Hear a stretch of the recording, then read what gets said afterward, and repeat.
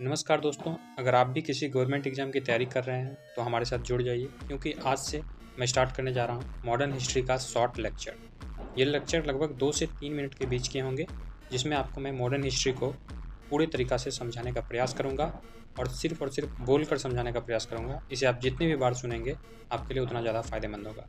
तो इसको शुरुआत करने से पहले मैं सबसे पहले आप लोगों को सिलेबस बता देना चाहता हूँ, जिस हिसाब से मैं आप लोगों को स्टेप बाय स्टेप बताऊँगा। वो सिलेबस कुछ इस प्रकार है, जो मेरे नोट्स में लिखा हुआ है, मैं आपको बता देता हूँ। सबसे पहले मैं बताऊँगा कमिंग ऑफ यूरोपियों का आगमन। दूसरा मैं बताऊँगा डिक्लाइन ऑफ मुगल्स, यानी मुगलों का पतन। तीसरा मैं बताऊँगा rise of regional state and expansion of British empire, मतलब स्वतंत्र राज्यों का उदय एवं ब्रिटिश साम्राज्य का विस्तार। चौथा मैं बताऊँगा भारत में ब्रिटिश साम्राज्य विस्तार की नीतियाँ, politics of British empire expansion in India. पाँचवा मैं बताऊंगा ब्रिटिश शासन के अंतर्गत भारतीय अर्थव्यवस्था, Indian economy under British rule. छठा मैं बताऊंगा ब्रिटिश शासन के विरुद्ध भारतीय विद्रोह, Indian revolt against British rule, जैसे कि धार्मिक राजनीतिक आंदोलन, यानी कि रिलीजियस पॉलिटिकल रिवॉल्ट। 1857 की क्रांति, रिवॉल्ट ऑफ 1857, जनजातीय आंदोलन, ट्राइबल मूवमेंट।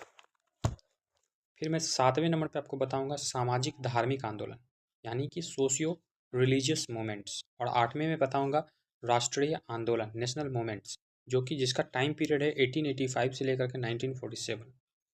उसके बाद मैं स्वतंत्र राज्यों का उदय भी आपको बताऊंगा, जिसमें है शामिल बंगाल, अवध राज्य, मराठा साम्राज्य, जाट राज्य, राजपूत राज्य, कर्नाटक, मैसूर, पंजाब।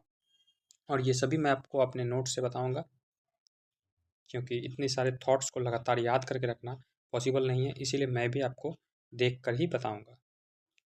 तो यूरोपियों का आगमन सबसे पहला टॉपिक होने वाला है। अगर आप लोग भी हमारे साथ इस टॉपिक को कवर करते चलना चाहते हैं तो हमें फॉलो कर ले। इसी छोटी छोटी क्लिप में लाते रहूँगा, जिससे कि आपको याद करना आसान होगा।